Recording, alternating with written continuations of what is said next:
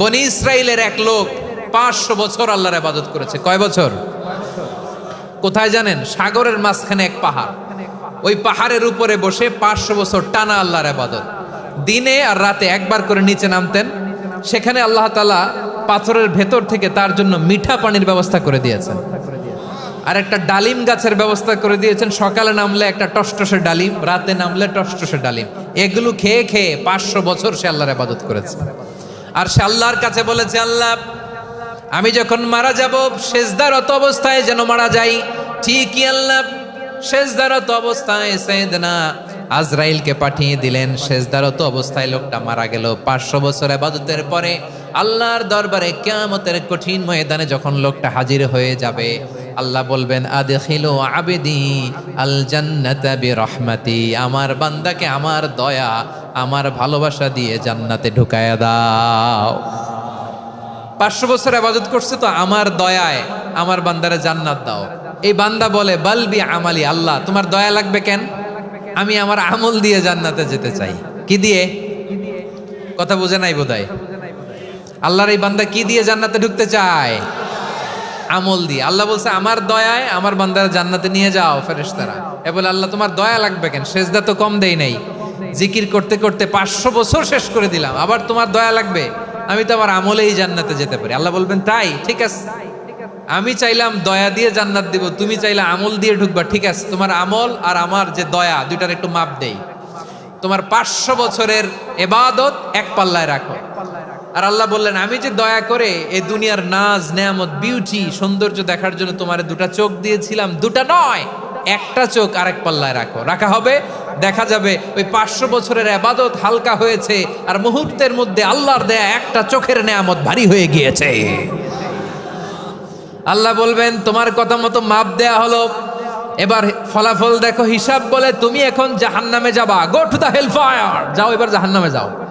মাপ জোখে যখন আসছো আমার সাথে হিসাব ক্যালকুলেশন, যাও তুমি এবার জাহান্নামে যাবা। এবার লোকটা কাচুমাচু করে বলে, আল্লাহ আমি বুঝি নাই, আল্লাহ আমি বুঝতে পারি নাই, খেয়াল করি নাই, তুমি আমারে ক্ষমা করো, তুমি আমারে মাফ করো। ও আল্লাহ, এবার আমি টের পেয়েছি, এবার আমি বুঝতে পেরেছি, তোমার দয়া ছাড়া দুনিয়ায় কেউ জান্নাতে যেতে পারবে না, কেউ পারবে না। আল্লাহ বললেন, ওরে গোলাম, তুই তো কিছুই ছিলি না, অস্তিত্বহীনতা থেকে তোরে অস্তিত্বে আনলো কে? ওই ছোট্ট শুক্রাণু থেকে মায়ের পেটে 9 মাস ধরে খাবার দিয়েছে কে? আবার সুস্থতার সাথে দুনিয়ার বুকে তোরে ডেলিভারির ব্যবস্থা করে দিল কে? আবার তোর মায়ের বুকের ভেতরে 2টা খাবারের লাইনের ব্যবস্থা করে দিল কে? আবার তোকে শৈশব পেরিয়ে কৈশোর পেরিয়ে তারুণ্য, তারপরে যৌবন, এগুলো দান করলো কে? তার চেয়েও বড় কথা, পাহাড়ের মাঝখানে সাগরের মাঝখানে 500 বছর ইবাদত করার শক্তি তোর গায়ে দিয়েছে কে? এই সাগরের মধ্যে লোনা পানি, লবণের পানি মুখে দেয়া যায় না, সেখান থেকে আমি পাহাড়ের ভেতর থেকে মিঠা পানির ব্যবস্থা করে দিলাম। ওই জায়গায় তোরে রিজিকের বন্দোবস্ত করলো কে? সকাল বিকাল 2 বেলা টসটসে ডালিম খাওয়ার ব্যবস্থা করে দিল কে? তোর আবদার ছিল, আল্লাহ আপনি আমার সেজদারত অবস্থায় রুহু কবজ করবেন, তোর শেষ আবদারটাও পূরণ করেছে কে? ও গোলাম, আমার রহমতের তুলনায়, আমার নেয়ামতের তুলনায় তোর 500 বছরের ইবাদতের কোনো ওজনই হবে না। গোটা বিশ্বের কেউ কোনোদিন আমার জান্নাতে ঢুকতে পারবে না আমি আল্লাহর দয়া ছাড়া। হুয়ার রহমানুর রহিম, তিনি দয়াময়, তিনি মেহেরবান। জিব্রাইল আলাইহিস সালাম বিশ্বনবীর এই লম্বা হাদিসটা যখন শোনালেন, আমি যা যা বলছি এটা বিশাল এক হাদিসের অনুবাদ। বললেন, ইয়া মুহাম্মদ, এই দুনিয়ার সবটাই চলে আল্লাহর রহমত দিয়ে। হাদিসের শেষ কথা, সব চলে আল্লাহর কি দিয়ে? তখন বিশ্বনবী সাহাবাদের বললেন, ও সাহাবারা শোনো, আল্লাহর জান্নাতে কেউ কোনোদিন প্রবেশ করতে পারবে না তার রহমত ছাড়া। সাহাবারা বললেন, ইয়া রাসূলুল্লাহ, আপনিও না? আপনিও কি আল্লাহর রহমত ছাড়া প্রবেশ করতে পারবেন না? বিশ্বনবী বললেন, না আমিও না, আমি বিশ্বনবীও আল্লাহর জান্নাতে আল্লাহর রহমত ছাড়া ঢুকতে পারবে না। তবে কিয়ামতের দিন আল্লাহর রহমত আমার চারদিকে বেষ্টনী দিয়ে থাকবে। আল্লাহ নিজের পরিচয় দিয়ে বললেন, আলিমুল গায়বি ওয়াশ শাহাদাতি হুয়ার রহমানুর রহিম, আমি হলাম রহমান, আমি রাহিম। আল্লাহরে চিনছেন? ও বারোখালীর ভাইয়ের, আপনার রবকে চিনতে পারতেছেন? তিনি দয়ার সাগর, তিনি মায়ার সাগর। তার দয়ার সাগর যে কত বড় আপনার কল্পনাতেও নাই। এজন্য আপনার পাপ যত বড় হোক, অন্যায় যত বড় হোক, অপরাধ যত বড় হোক, আপনার জুলুম যত বড় হোক, আল্লাহর রহমান নামের দরিয়া তার চাইতেও বড়।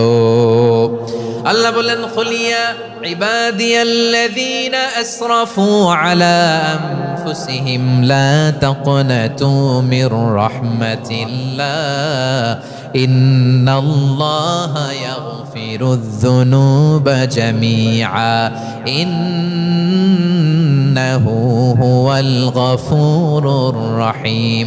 ও আমার গুনাহগার বান্দারা শোনো, জুলুম করেছো, ভুল করেছো, অন্যায় করেছো, আল্লাহর রহমত থেকে নিরাশ হয়ো না। আমরা বিশ্বাসীরা কঠিন কালেও আল্লাহর রহমত থেকে নিরাশ হব না, ঠিক কিনা বলেন? আল্লাহর রহমত থেকে নিরাশ হবেন? ভুল করে ফেলছেন, আরে ভুল তো সবাই করে। পাপ হয়েছে, আরে পাপ তো সবার আছে, আপনারা সবাই পাপী, সবাই পাপী। যত পাপ হোক, ভুল হোক, অন্যায় হোক, অনুতপ্ত হয়ে তওবা করে, ওযু করে, জায়নামাজটা বিছিয়ে সেজদা দিয়ে চোখের পানি ছাড়েন। চোখের বেয়ে পড়া পানি আল্লাহর কাছে যে কত প্রিয়। অনুতপ্ত বান্দার চোখের পানির ফোঁটা তার চোখ বেয়ে, নাকের ডগা বেয়ে জমিনে ড্রপ করার আগেই আল্লাহর ওই বান্দার সব গুনাহ মাফ করে দেয়। আল্লাহ বললেন, আমি রহমানুর রহিম, আমি দয়াময়, আমি মেহেরবান। এরপর আল্লাহ বললেন, হুয়াল্লাহুল্লাযী লা ইলাহা ইল্লা হুয়াল মালিকুল কুদ্দুসুস সালামুল মুমিন। ওয়াল্লাহুল্লাযী, তিনি এমন আল্লাহ, লা ইলাহা ইল্লাহু, তিনি ছাড়া কোনো ইলাহ নাই। আল মালিক, তিনি হলেন আল মালিক। দুইটা শেষ, আর রহমান আর রাহিম শেষ। এবার আল্লাহ 3 নাম্বার গুণবাচক নামের পরিচয় দিচ্ছেন। আল্লাহ বলছেন, আমি হচ্ছি আল মালিক। আমি কি? মানে সম্রাট। আল মালিক মানে হচ্ছে the king, the king of kings. সব রাজার বড় রাজা, মহারাজা। তার চেয়ে বড় রাজা আর কেউ নাই, তার চেয়ে বড় সম্রাট আর কেউ নাই, তার চেয়ে বড় ক্ষমতাধর সত্তা মহাবিশ্বে দ্বিতীয় কেউ নাই। চিৎকার করে বলেন ঠিক কিনা? তিনি আল মালিক।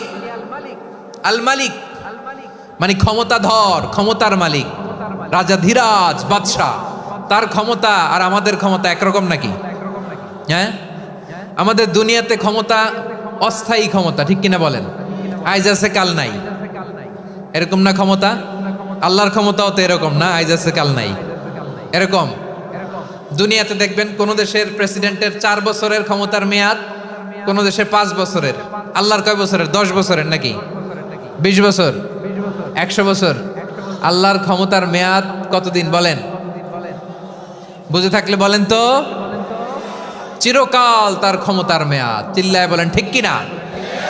নিরঙ্কুশ ক্ষমতা, একচ্ছত্র ক্ষমতা বলতে যা বুঝায়, এই ক্ষমতা একমাত্র আল্লাহরই আছে। আমাদের ক্ষমতার জন্য আমরা ডিপেন্ড করতে হয়, ওর ডিপেন্ড লাগে, ওই জনমত নেওয়া লাগে, ওই জনগণের কাছে যাওয়া লাগে, ভোট চাওয়া লাগে। এরা ভোট দিলে এরপরে আমরা আসবো, ঠিক কিনা? আবার জনগণ না চাইলে আমরা নাই। আল্লাহর ক্ষমতা কি এরকম? হ্যাঁ। আবার দেখবেন দুনিয়াতে ক্ষমতায় যাওয়ার জন্য জোট করা লাগে, জোট। জোটের রাজনীতি আছে না নাই? জোট হয়, শরিক হয়, এই হয়, সেই হয়, নানাভাবে দুনিয়াতে ক্ষমতায় আসতে হয়। আল্লাহ বলে, আমার ক্ষমতার জন্য কারো উপর বিন্দু পরিমাণ আমার ডিপেন্ড করা লাগে না।